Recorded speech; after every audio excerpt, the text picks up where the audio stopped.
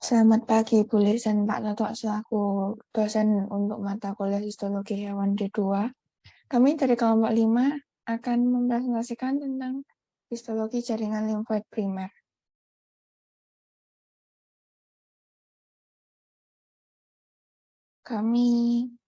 Berikut anggota kelompok kami ada 5 orang, yaitu Fitri Koiriah dengan NIM terakhir 035, Marta Panjina dengan NIM terakhir 036, Salsabila Fitra Ramadhanti dengan NIM terakhir 041, Alivia Syafana Asari dengan NIM terakhir 043, dan Muhammad Fahmi dengan NIM terakhir 044.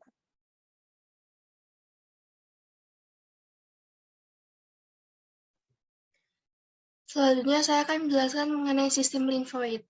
Sistem imunitas tubuh merupakan suatu sistem yang sangat kompleks dengan berbagai mekanisme dalam usaha mempertahankan homeostasis dan kesehatan tubuh. Sistem limfoid merespons secara imunologis terhadap benda asing yang masuk. Fungsi utama organ limfoid adalah untuk melindungi organisme terhadap patogen atau antigen seperti bakteri, parasit, virus yang masuk. Sistem limfoid mencakup semua sel, jaringan, dan organ yang mengandung kumpulan sel imun, yaitu limfosit. Organ utama dari sistem limfoid terdiri dari endus limfa, tonsil, timus, dan juga limfa. Sumsum tulang itu menghasilkan limfosit sehingga dianggap sebagai organ limfoid dan bagian dari sistem limfoid.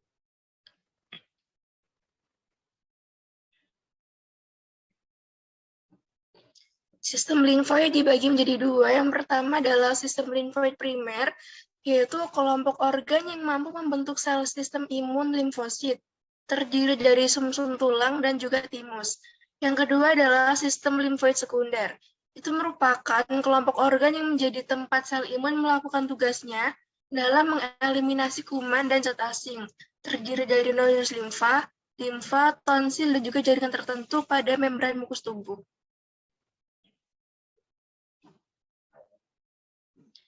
Nah, ini merupakan gambaran dari sistem limfoid primer. Yang pertama adalah gambar dari sumsum tulang, dan yang kedua adalah gambaran dari timus.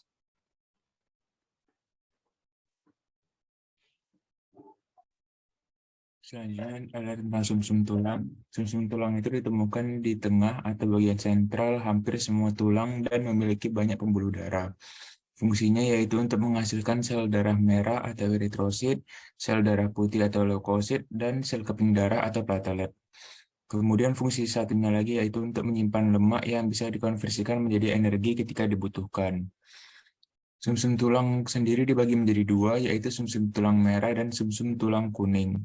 Sumsum tulang merah mengandung sel punca yang akan terdiferensiasi menjadi komponen darah, sedangkan sumsum tulang kuning hampir seluruhnya tersusun atas adiposa serta sel punca mesenkimal. Sumsum tulang merah menyusun mayoritas sumsum tulang mulai dari masa baru lahir hingga masa remaja. Semakin bertambahnya usia, sumsum tulang kuning akan menggantikan sumsum tulang merah. Menurut Longo per 2008, persentase jaringan hematopoietik di ruang sumsum mengalami penurunan dari 40-60% pada masa muda menjadi 20 hingga 40% pada masa tua. Pada kasus ekstrim, khusus seperti terjadinya kehilangan darah secara cepat, lemak yang terakumulasi pada sumsum kuning dapat hilang dan sumsum berubah kembali menjadi sumsum merah. Sumsum merah kebanyakan terbatas pada tulang rangka yang berperan dalam hemapoiesis dan pengeluaran sel tua dari sistem sirkulasi. Sumsum kuning ditemukan pada tulang spons dan tulang panjang yang tersusun oleh sel adiposa sehingga bersifat non-vaskular. Jaringan hematopoietik pada bagian ini bersifat inaktif. Sumsum tulang mengandung sel punca pluripoten yang mampu berkembang menjadi semua sel hemapoietik, termasuk sel limfosit. Sumsum tulang menjadi tempat maturasi limfosit B sebelum bermigrasi ke jaringan limfoid sekunder.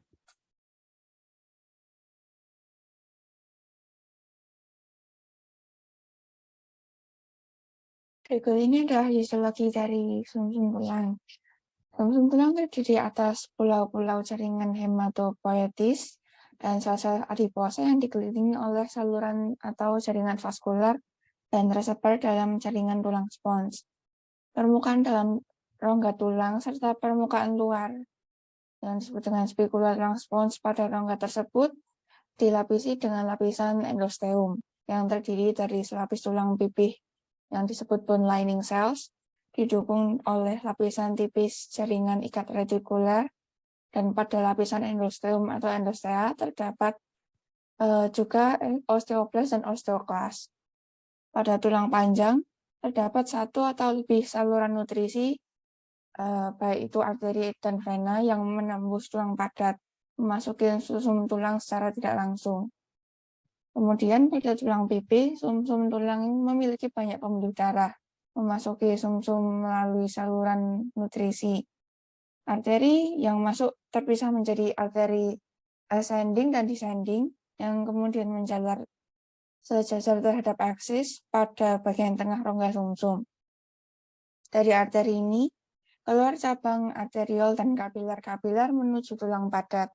Pada tulang, arteriola bersambung dengan serat venus sinosus. Venus sinosus berdinding tipis, hanya selapis sel endotel pipih dengan membran basal tipis atau tidak ada sama sekali. Berikut ini adalah foto histologis dari jaringan bone marrow.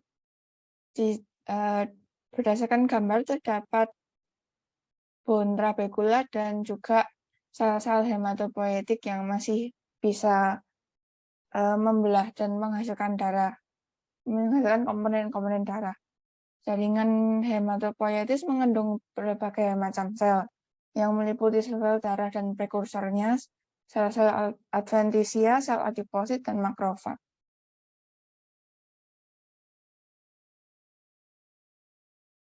Berikut ada gambar histologis bone marrow yang mengalami dekalsifikasi. Terdapat hematopoietic cells, sinusoid, dan stroma. Stroma ini terdiri dari jaringan ikat retikuler longgar.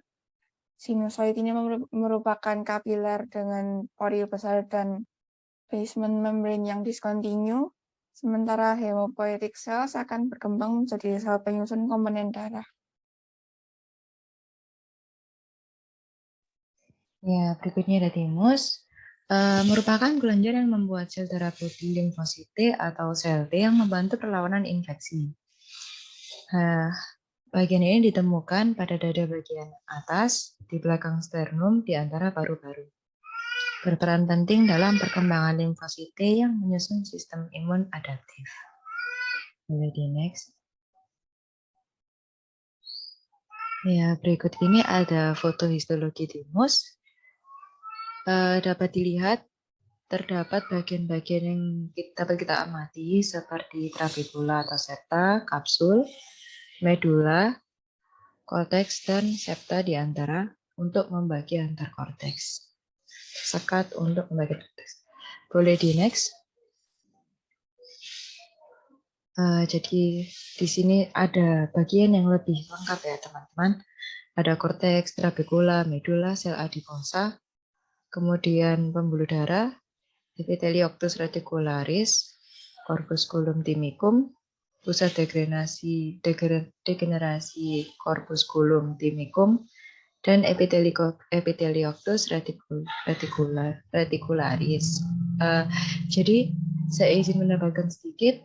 Kelenjar thymus merupakan organ limfoid berlobus yang dibungkus oleh suatu kapsul jaringan ikat tempat trabekula berasal. Trabekula masuk ke dalam organ dan membagi kelenjar thymus menjadi banyak lobulus yang tidak utuh. Setiap lobulus terdiri dari korteks yang terpulas gelap dan medula yang terpulas terang seperti yang terlihat pada gambar. Pada bagian korteks mengandung banyak limfosit, sedangkan pada bagian medula mengandung sedikit limfosit. Kelenjar thymus ini memiliki peran penting dalam perkembangan sistem imun. Setelah bagian besar korteks thymus, epithelioctus reticularis akan mendorong diferensiasi, proliferasi, dan pematangan limfosit menjadi sel T imunokompeten, sel T penolong, dan sel sitotoksik sehingga limfosit memperoleh reseptor permukaan untuk mengenali antigen. Selain itu, epithelioctus reticularis juga mensekresikan hormon yang berguna untuk mengekspresikan penanda pada permukaannya, contohnya seperti timulin, timopoietin, timosin, timik humarul faktor, interleukin, dan interferon. Kemudian Epithelioctus reticularis juga membentuk gelungan yaitu corpusculum timicum pada medula kelenjar yang merupakan ciri khas dalam mengidentifikasi timus. Selanjutnya akan dijelaskan oleh teman saya.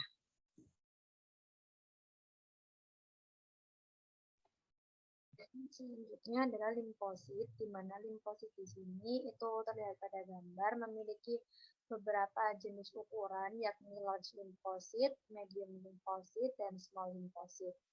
Boleh next.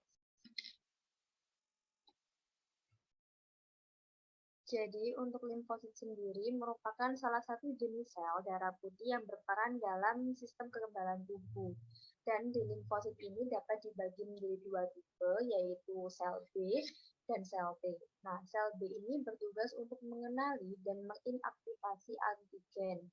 Antigen tersebut akan diikat pada reseptor antigen di permukaan sel B. Reseptor dapat mengikat 100.000 antigen yang disebut dengan epitop. Sedangkan sel T ini bertugas untuk menghasilkan zat sitokinin yang dapat membantu mengaktifkan bagian lain dari sistem kekebalan tubuh. Sel T ini akan melawan antigen dengan cara berikatan atau melisiskan sel yang terinfeksi. Awal dari sel T ini yaitu sel punca di dalam sumsum tulang, kemudian sel punca ini akan bermigrasi ke timus dan berkembang menjadi sel T dewasa. Boleh next. Nah, asal limfosit B maupun limfosit T ini berasal dari tempat yang sama, yakni sumsum tulang, namun perbedaannya untuk limfosit B dia mengalami pemasakan di sumsum tulang, sedangkan limfosit T dia ini bermigrasi dari sumsum tulang ke timus sebelum masak dan mengalami pemasakan di organ tersebut. Nah, limfosit yang telah mengalami pemasakan pada organ limfosit primer segera memasuki peredaran darah untuk menuju organ limfoid sekunder. Next.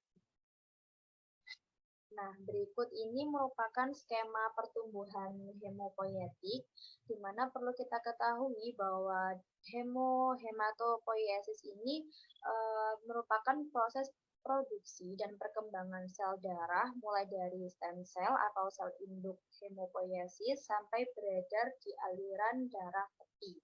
Nah, di sini terdapat hemositoblas sebagai stem cell yang dia ini terpecah menjadi sel progenitor mieloid dan sel progenitor limfoid. Nah, sel progenitor mieloid ini adalah unit pembentuk koloni yang menghasilkan sel mieloid. Nah, di sini terpecah menjadi megakariosit, kemudian eritrosit, sel emas, dan mieloblas. Nah, mieloblas di sini terpecah lagi menjadi basofil, neutrofil, eosinofil, monosit. Sedangkan untuk sel progenitor limfoid, yaitu merupakan sel yang paling awal dan memunculkan sel garis keturunan T, sel garis keturunan B, serta sel pembunuh alami. Jadi di sini untuk sel progenitor limfoid ini terdapat small limfosit yang terpecah menjadi limfosit T dan limfosit B. Untuk limfosit B sendiri dia akan berkembang menjadi sel plasma. Next.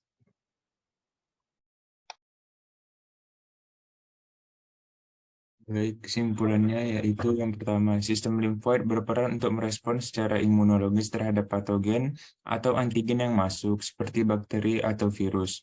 Kemudian yang kedua, sistem limfoid terbagi menjadi dua jenis, yaitu primer dan sekunder. Yang ketiga, limfoid primer mampu membentuk sistem imun limfosit, sedangkan limfoid sekunder sebagai tempat sel imun melakukan tugasnya. Kemudian limfoid primer terdiri atas sumsum tulang atau bone marrow dan timus. Sumsum tulang sendiri terdiri atas banyak pembuluh darah.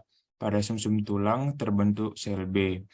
Timus terdiri atas korteks dengan limfosit tikus, trabecula, medula, sek adiposa, pembuluh darah, dan corpusculum thymus. Pada thymus terbentuk sel T.